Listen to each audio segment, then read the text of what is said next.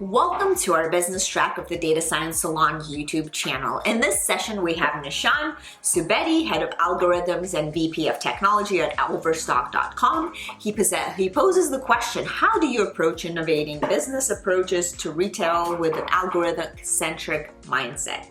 He covers key topics from strategic buy-ins to productionalizing machine learning. Enjoy.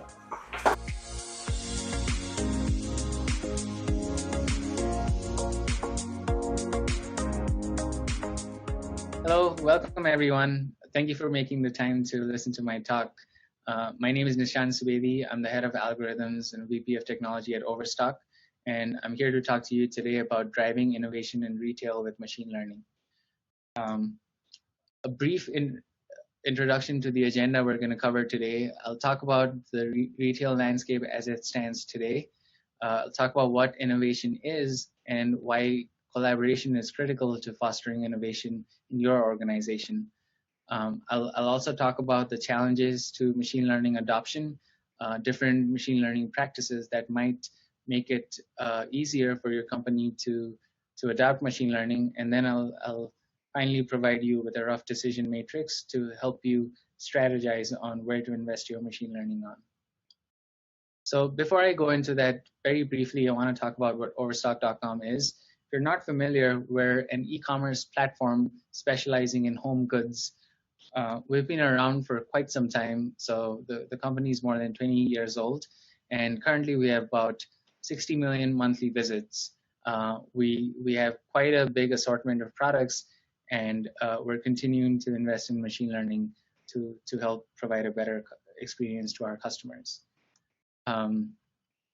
Very quickly, we've defined very specific areas of focus for us as a business, and we continue to leverage machine learning to promote growth here. So now, kind of taking a look back, wanted to mention that retail is an extremely competitive space. 86% of interviewers for e-commerce trends, this was a survey conducted by a company called SearchNode. I believe there were 160 participants, retail organizations that participated in the survey. Out of those, 86 consider retail to be extremely competitive, and 46 even classify as very tough competition. And there's a few factors that lead to it.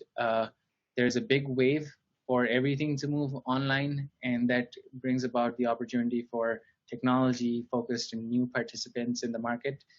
In addition to this, the barrier for entry for new e-commerce competition is really low. So in addition to big players like Amazon taking up a large portion of the space, it's very easy for smaller companies to rapidly spin up a business model that's sustainable.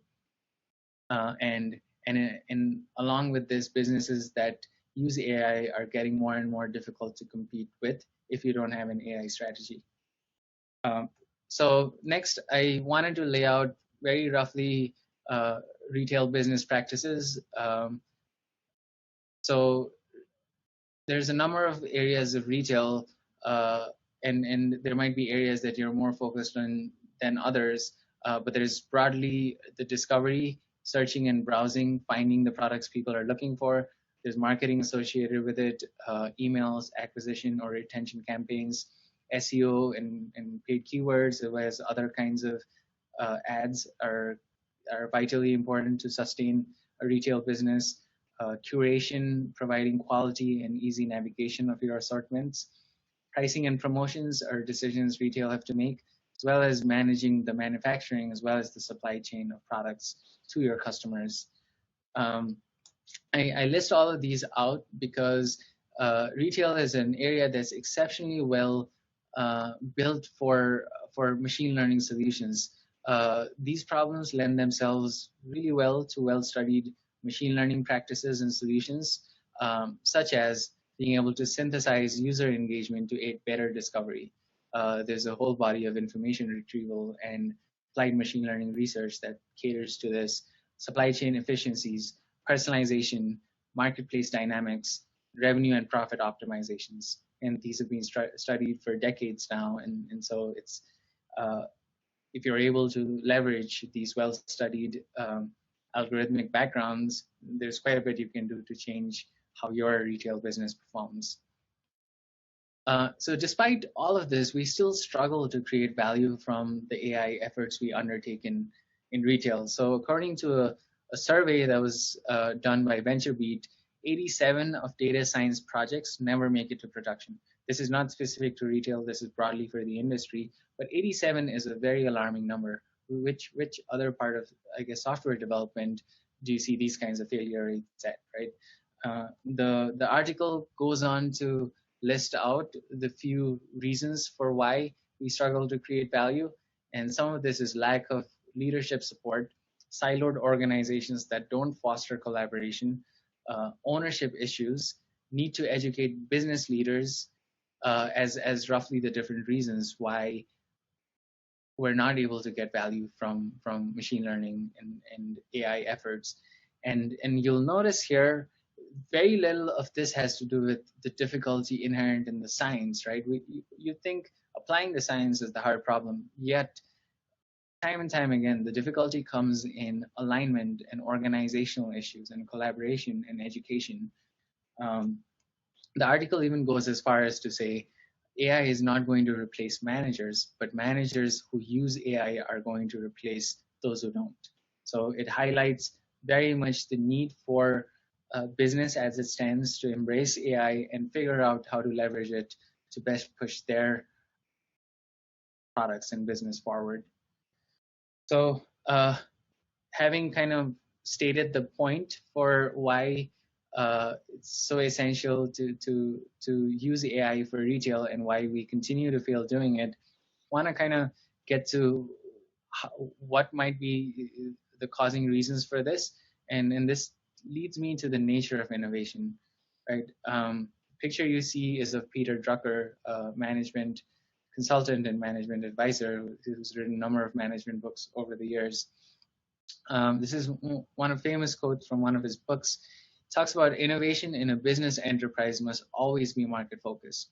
So if we're looking to change how we do things, this focus has to be based on the market and what the users want. And by extension, we should ask ourselves the question, what is our business and what should it be? So this is taking the current business realities into mind and looking at what might be possible based on the avenues that are open. And AI is a big area of where new opportunities open up if we're able to leverage it, as long as it's market focused. And so kind of by definition, true innovation rarely is an extension of an existing business practice.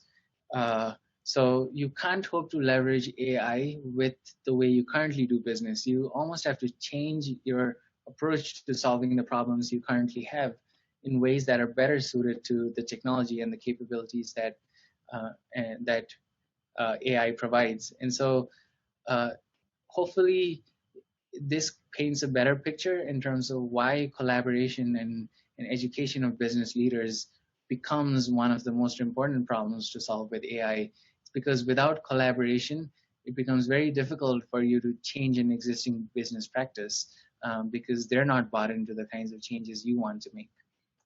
So next, further focusing on this, I want to go a little bit deeper into how you might go about fostering collaboration in your organization to gear it up for better acceptance of AI and leveraging of AI. The first, and it may sound simple or intuitive, is to embrace the company goals and initiatives. These, if your company defines these are big red screaming dots saying this is where you need to go, right? And working with the people that are in charge of or responsible for these initiatives or leading some of these initiatives yourselves is a really good way to foster collaboration. Once you have clarity in terms of where these areas of improvements might be for your business, plan outcome-based interviews with various departments around your goals. And the key element here is outcome-based interviews not necessarily doing what they think you should be doing, but really trying to understand what their goals are, what they're trying to achieve, what outcomes they want, and working to help define that together. So using these interviews to build collaborative projects together and really understand the problem domain better. We might be trained as scientists, but usually the complexity of every business is different, and these business owners are the best people for you to really learn and understand the complexities and the challenges they face. So really building collaborative projects allows you to build this domain knowledge better as well. In addition to this, focus on building buy-in on different levels of the organization. As team leaders, middle managers are the intersection of the vertical and horizontal flows of information in the company. They're an essential bridge between the visionary ideals that come from the top and the often chaotic market reality of those in the front line of the business. This is where almost the rubber meets the road, right? And a lot of initiatives and a lot of progress fails because the vision has insufficiently captured the realities of the market. And so by ensuring you're aligned with what's seen on the ground, you have a much better chance of success in the projects you take on. In addition to this, there might be a strong desire to bring about change, but there might be realities on the ground that just make it impossible for it to happen. So making sure you're able to prioritize effectively and you understand the constraints and concerns of people on the ground, and making sure you build allies along the way goes a long way in making your project successful. So to further elaborate this, also involving business partners in your planning process, making sure what you're trying to do adds value to them, and simultaneously also getting involved in their processes, right? Making sure you are identifying opportunities where you can add value to them before you dive into any projects is essential. And in addition to this, delivering prototypes and demos, often we kind of go off in our corners and take months and months to deliver something, but that's not an iterative approach, and there's more of a chances of failure if we take that approach. So consciously delivering prototypes and demos, and oftentimes you might need to structure the work you take on in ways that it's amenable to demoing as well. But taking this approach can really help with collaboration and making them feel a part of what you're trying to build. So this goes a long way in building interest and excitement for others. And ultimately, what you want to be able to answer with a problem you've taken on is to be able to answer the question of who cares about what I'm doing, who objects to what I'm doing, who is affected by what I'm doing, and how are these decisions as to what gets the go-ahead getting made. Without having answers to these questions, you run the risk of your projects being unsuccessful, not because of a delivery problem, but an alignment problem. And lastly, finding common goals, as well as helping people connect the dots. Oftentimes, we have a tendency to throw a lot of machine learning jargon at people, and this only lends itself to alienating us from them, right? So instead of doing that, if we help people see how what they're saying might be translated to a machine learning problem, or vice versa, how a technique might help them, and connecting these dots for people goes a long way in building collaboration. So next, I want to talk about, on a high level, what the system and data challenges we face in delivering machine learning products looks like. So the number one challenges that any mature organization faces is data silos and fragmentation. Oftentimes, there are a number of different architectures, a number of different products and systems that power your business, and the data lives in all different domains. So to create value, we often need all of this data to live together, and they don't quite exist.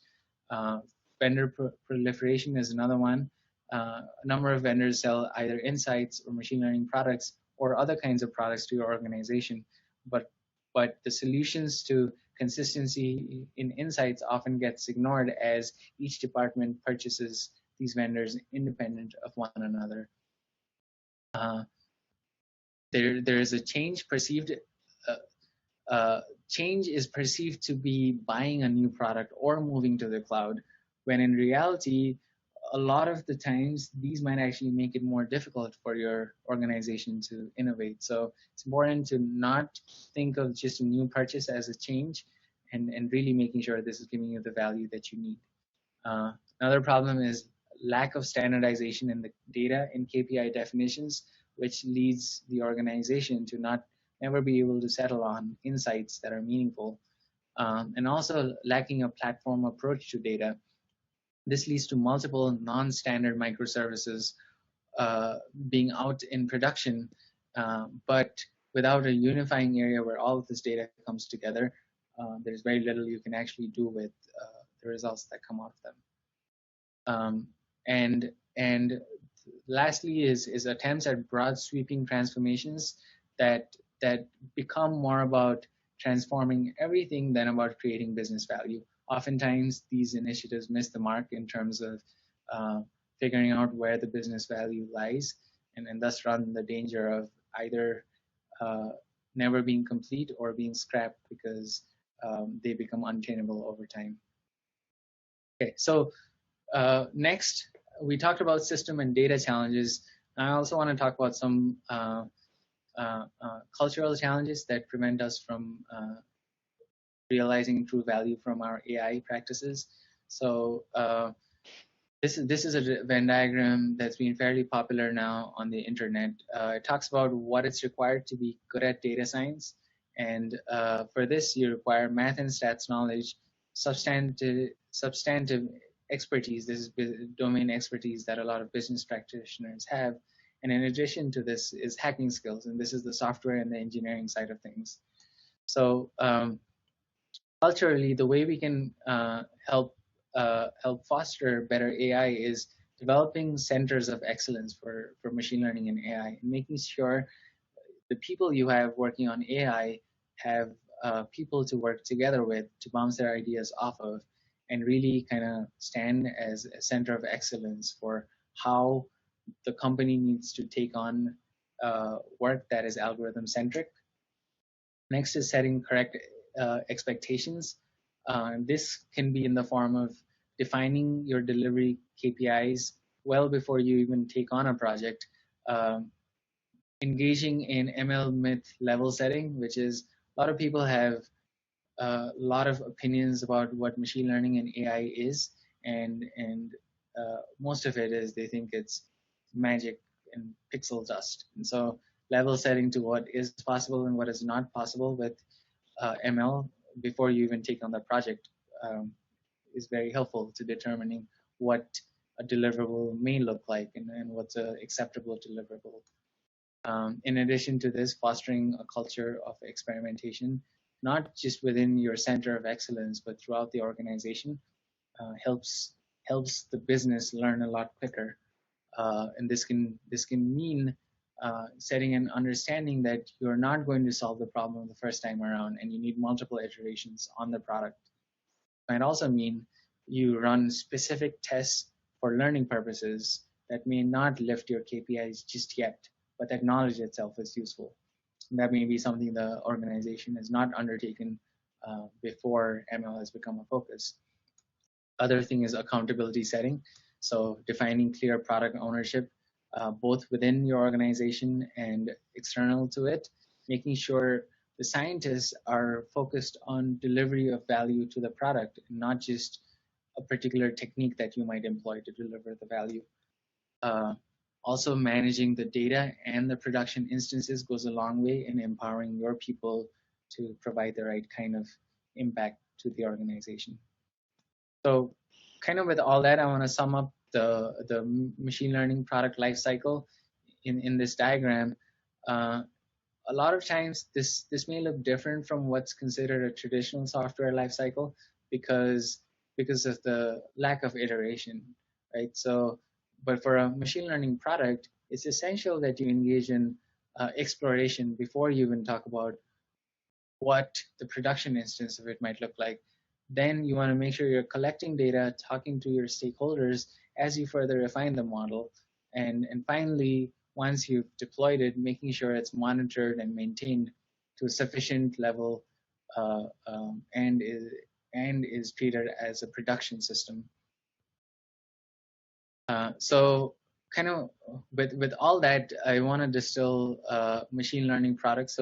So at this point, we talked about the importance of taking a product approach to machine learning.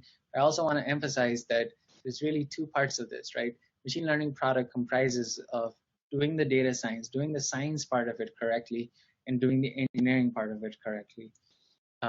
So, so to me, this is the creation of new value based on data and insights, and the delivery of this value to the customers, whoever these customers might be. And a lot of times, failure to adopt machine learning properly is because you've not set up your system or processes in ways that these two pieces of the picture are together and self-contained. So next, I want to talk about the delivery of value piece, which is the productionization components. I'll just list out very quickly the kinds of things I've seen as useful for successful productionization. So first of all, is having some production standards. Having a set standard allows you to change the individual components without having to rewrite massive pieces of architecture. So having these standards well defined and communicated, and ownership uh, uh, structures created is essential for productionization. The other is taking a platform approach to your model training and experimentation. Oftentimes, to be successful, you need to run hundreds and hundreds of experiments.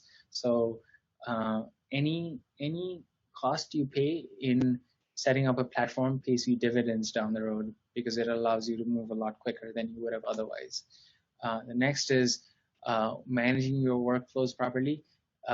We all know the modeling is a tiny portion of what machine learning is, and the bulk of the time is spent just curating your data. So having a solid workflow management process and tool and expertise goes a long way in helping productionize whatever insights you can come up with or models you might want to set up.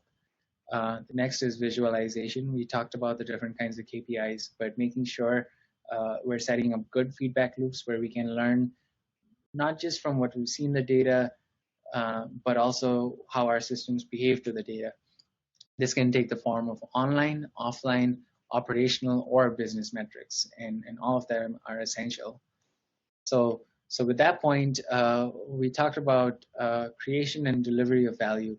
But one point I want to make here is oftentimes we have business processes or practices that have existed for a very long period of time, and there's a lot of domain knowledge and complexity in how we handle these different business practices. And so it's very important that you nurture your model to maturity. And what I mean by that is your first model or first few models may not be sufficient to totally replace your business practices. And it's very important to recognize this and support your machine learning practices in ways that they can reach maturity.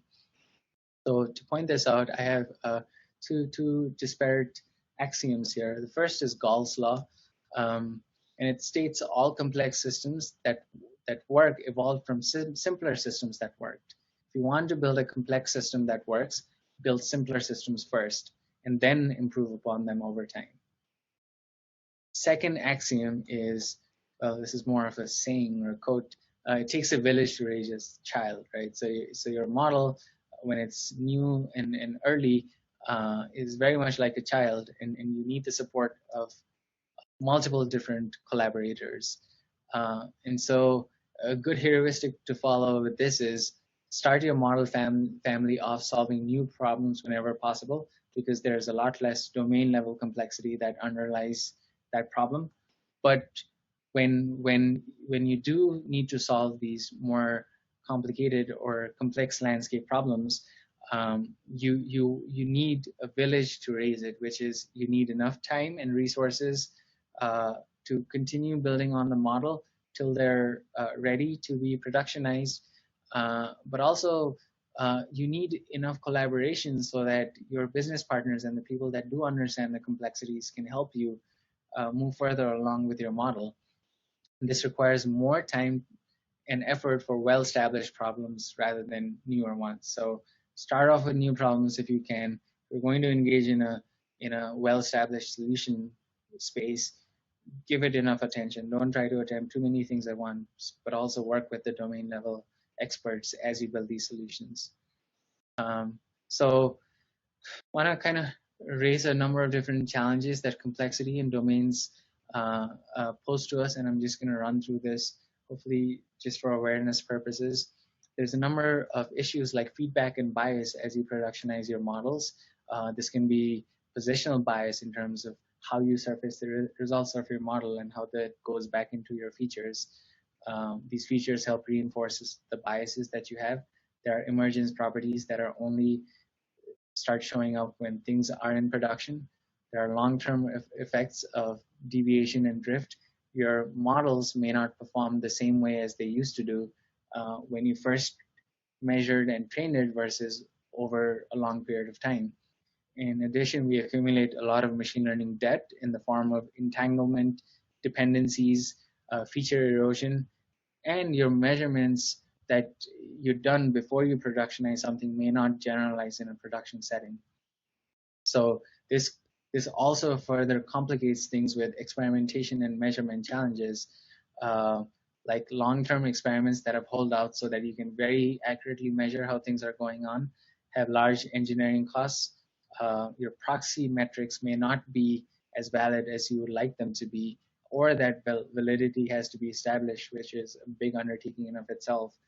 There's heterogeneity in your treatment effects, so you may not be measuring things exactly with your experiments. There are market effects. Your different variants might affect one another. There's also interaction across your different variants.